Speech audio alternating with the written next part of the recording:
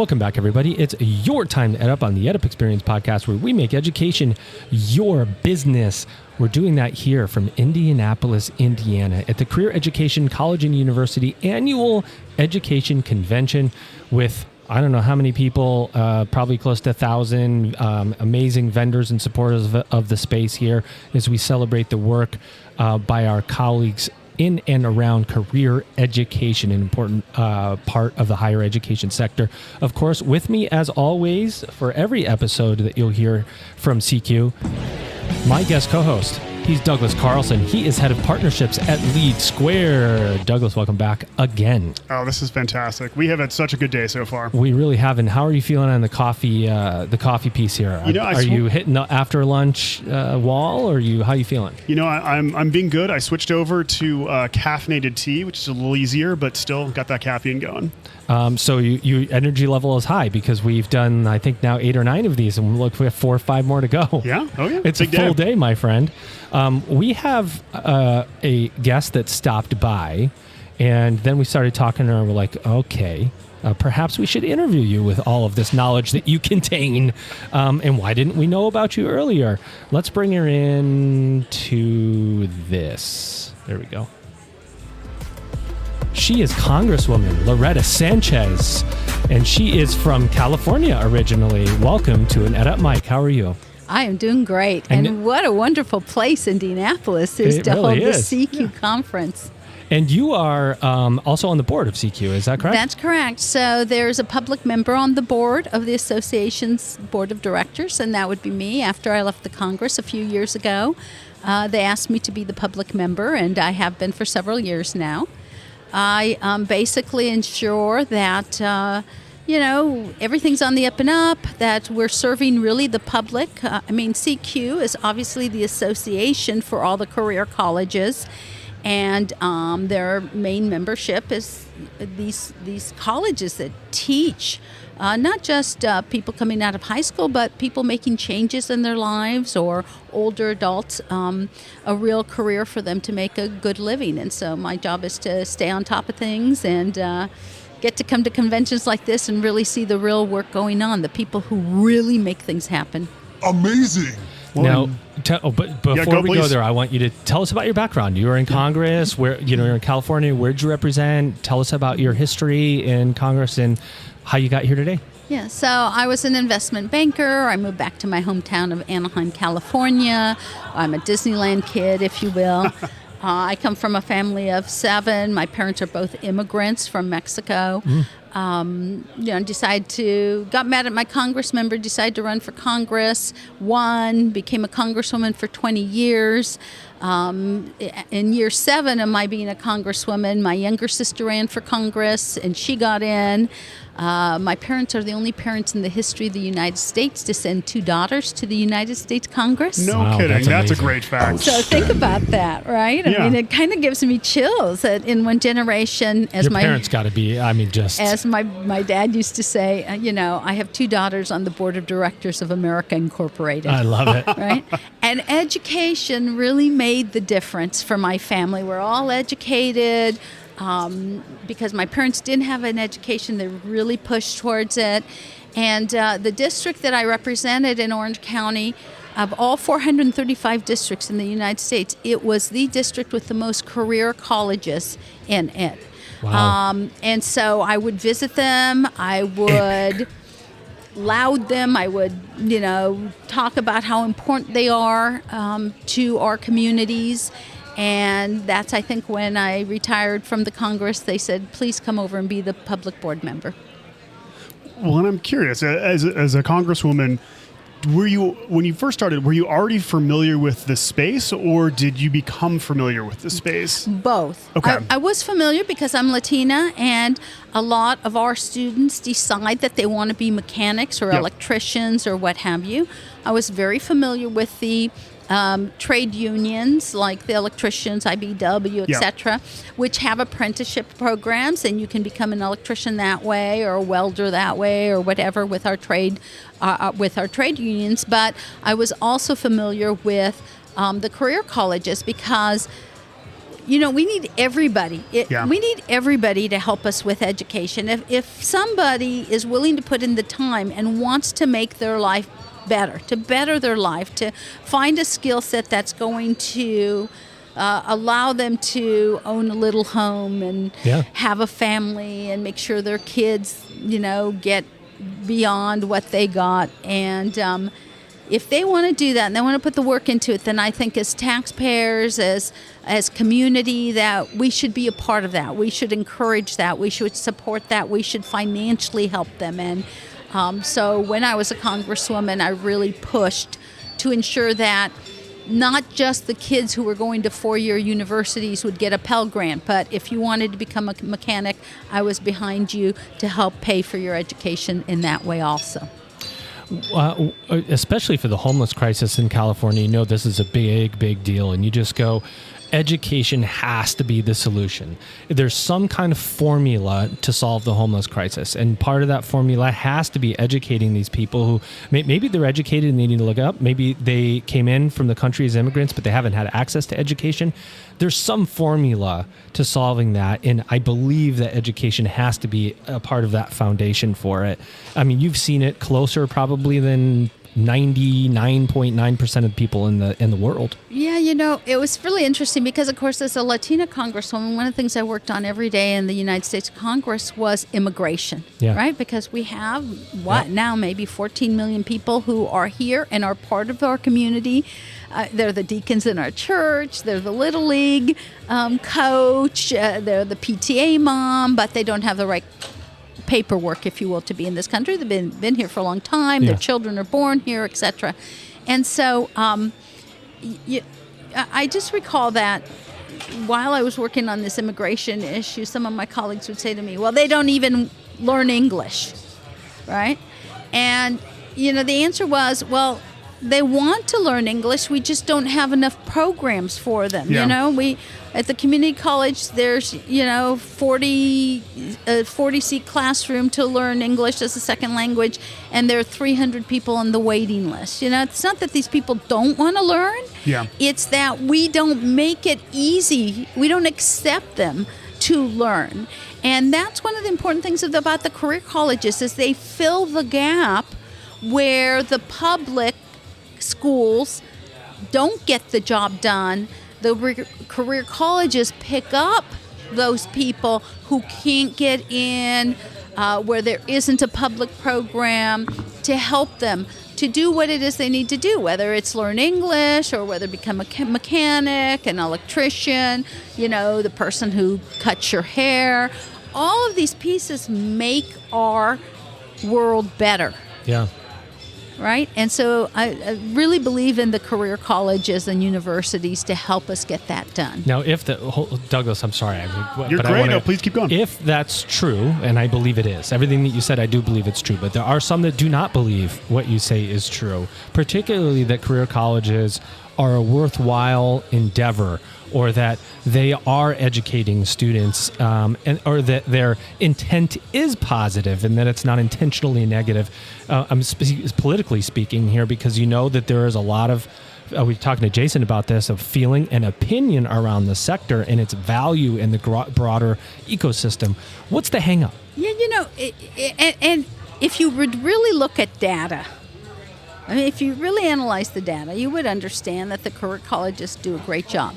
Are there bad actors in the field? Absolutely. There's bad actors in everything. Every field. Okay? Yeah. Yep. There are bad doctors, there are bad lawyers, there are bad electricians, there are bad contractors for your home, there's not bad this. Not bad congresswomen coming from Orange County. Yeah. That's the only thing. People who give you a bad haircut. You know what I mean? I mean, it's not, it's a bell curve, right?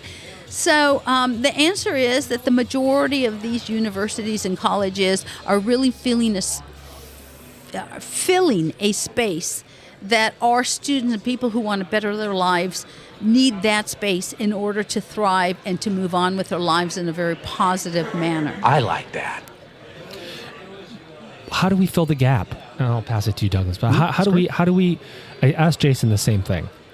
If we know that there are members in Congress and the political sphere that are not supportive of career colleges. If you go to a career college and you see smiling, happy faces holding hands, and those people are loving their education and better, even loving the job that they're getting out with, in the middle, we can't seem to get these people to there. It's almost like you want to take those students and set in front of people and go, look. Once a congressperson or somebody goes to one of these colleges and they see the performance level of our students, they get to talk to the students, they begin to understand that, hey, maybe what I thought about for-profit colleges is not valid in my mind anymore. We do change a lot of minds that way. And I talk to them. I pick up the phone all the time and talk to my colleagues and say, listen, you need to come and see school. You need to understand what's going on. Or here's the other thing, in particular, I will tell my Latino counterparts in the Congress, hey, a lot of our students go to these schools, and otherwise they wouldn't get a shake at becoming something. Sure. There wouldn't be a place for them because, quite frankly, the university didn't accept them, or, they didn't do well in the university because it wasn't the atmosphere, it wasn't teaching Structure. them. They didn't want philosophy. They wanted to, learn how to run your heat and air conditioning unit and how to fix it and how to install it, and that's just what they want to do. It's just a difference of what, everybody gets a choice. And then I tell them, there's not a lot that Congress can do with respect to these career colleges, in the sense that the higher education is really, in a lot of ways, based accreditation of becoming a nurse, of becoming an electrician. It's all a state level issue. So you have to go state by state. But the place where the federal government plays the biggest piece, aside from some regulation, etc., is the regulations they put around the money that flows to the student who is able to pay for their education with some federal assistance.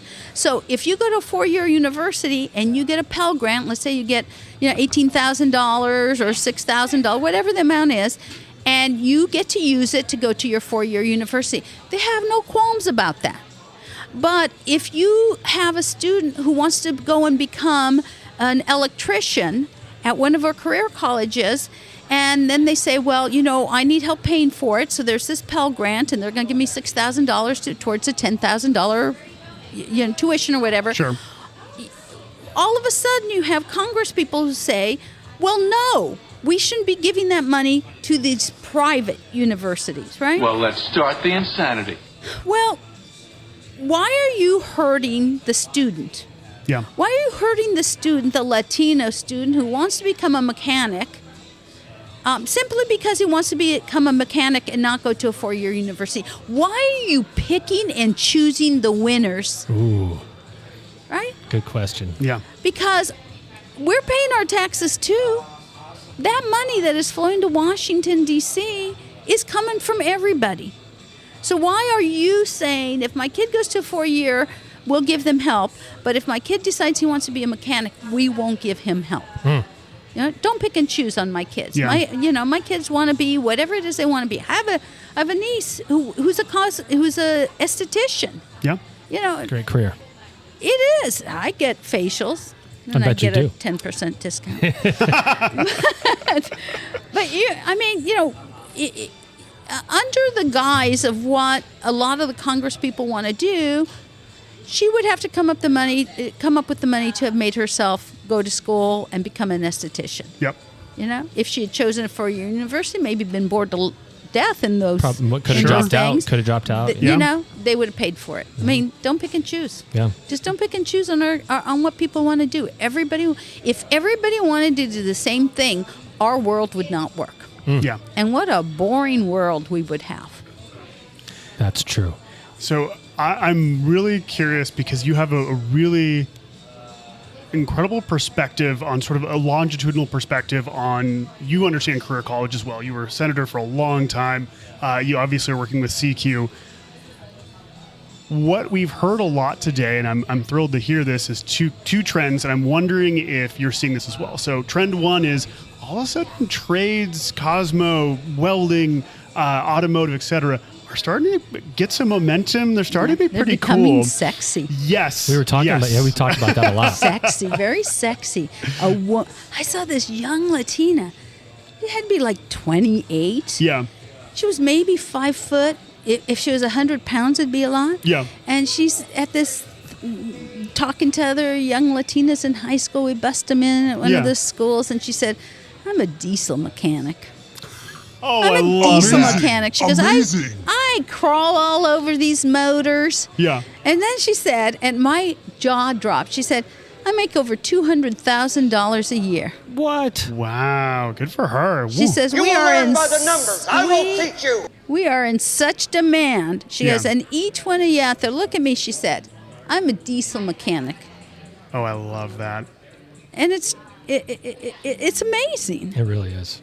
And it's yeah, Right. and that's so one. Thank you that you've definitely confirmed that trend, and then trend two, which I think is interesting, is even in my kind of recent memory is often schools would really have to work hard to place students, and that seems to have flipped completely. What we heard today is students being hired before they've graduated. You need to get them across the finish line so they can go start a job. Hospitals, auto mechanics, the companies, Penske, these others, they put up scholarships. You get through the program in a year, we'll pay off everything. Yeah. We'll pay off everything for They're you dying as for long talent. as you're willing to come and work at least 2 years for us. I mean, and here's the other thing. I mean, I saw this statistic. We were looking at an aviation issue, and I fly a lot. Oh, I'm sure. And so we're looking at just one little piece of the whole, aviation. I was talking to, I think it was Hawaiian Airlines, and they're showing us what it takes to be a mechanic on the airplanes, right? And they were showing a graph, and one of the things they were showing, like what ages their plane mechanics are. And the biggest one was over 65. Oh, Okay. interesting. And Yeah. so it was like, and the lady looked at me and she said, these guys are coming out, they're going to retire. Oh, Yeah, yeah. big time. She said, we don't have enough now. Yeah. And she said, if you don't help us get more and train up more through career colleges, there are going to be less planes up in the air. You will not be able to fly all the places you have to go to, Congresswoman. That's amazing. Well, and the number that Jason quoted was 40% of aviation mechanics come from the for-profit or proprietary Absolutely. space. Insane. Yeah. Absolutely. So if you think about it, and all these retirements and stuff going on, I mean, we need to get we need to build more aviation schools, as far as I'm concerned. I mean, Yeah. I don't want to just have one choice of plane to come into Indianapolis for the day. Right. I got to Yeah. have 3 or 4 because my schedule changes all day long. All day. You said something earlier. I just want to double down on the point because this is something that is said so much. You said when we're talking about the for-profits, as if it's Darth Vader speaking every time, and then a nonprofit institution makes a surplus of however many millions of dollars. They take some of that money, maybe they reinvest it back into their business. Not like a for-profit wouldn't do that. They do the same thing. One's called a profit, one is called a surplus. Well, the nonprofit takes that surplus and they invest it. They put it in bonds, they put it in long-term annuities, and they put it in all of these things to make more money for themselves. It's not like they give it back to the United States government.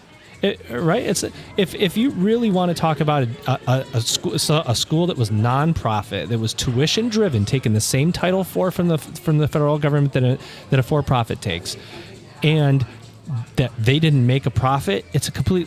All it is a tax status designation. It has nothing to do with the operations of a college. Yeah, people think that because it's a nonprofit, it's sort of like everyone's benevolent Yes. in the system, right? Well, I sit on university boards. Not career colleges, Yeah. Yeah. nonprofit university boards, right? And I'm going to tell you, I mean, so if you're at you get a Cal State system, and it's a nonprofit, and people think, they're so benevolent and everything. No, wait, that president's making $2 million a year.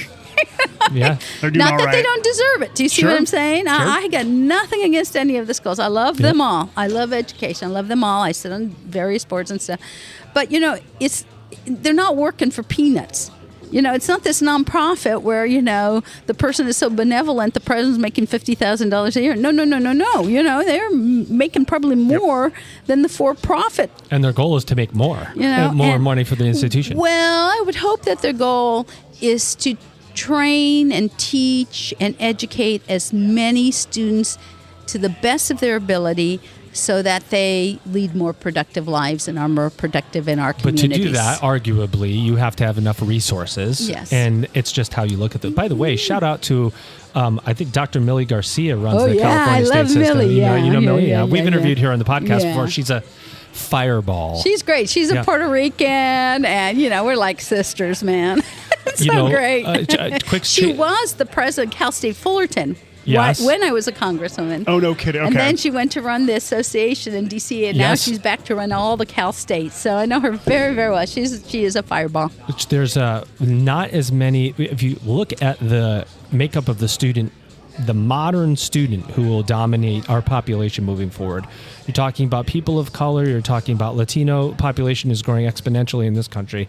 There is not as many Latino or Latina presidents in higher education. Or professors. Or anything, really. Believe me. You want to comment on this? Believe me, I sit on boards, and I always have to say to these people as I look around the room, really? You're going to make me the DEI police? Diversity, equity, and inclusion. Really? You're leaving it to me? Really? You're giving me this role again by default because none of you understand really what's going on here? Here's what we found out. I sit on this one university board, great university, right? And about 5 or 6 years ago, we identified the fact that because of the recession, this year, starting in September, the amount of students at a university, so graduating from high school, the pool of which you can pull applicants for higher education, was going to drop demographically, just by demographics, was going to drop 25%. Oh, wow.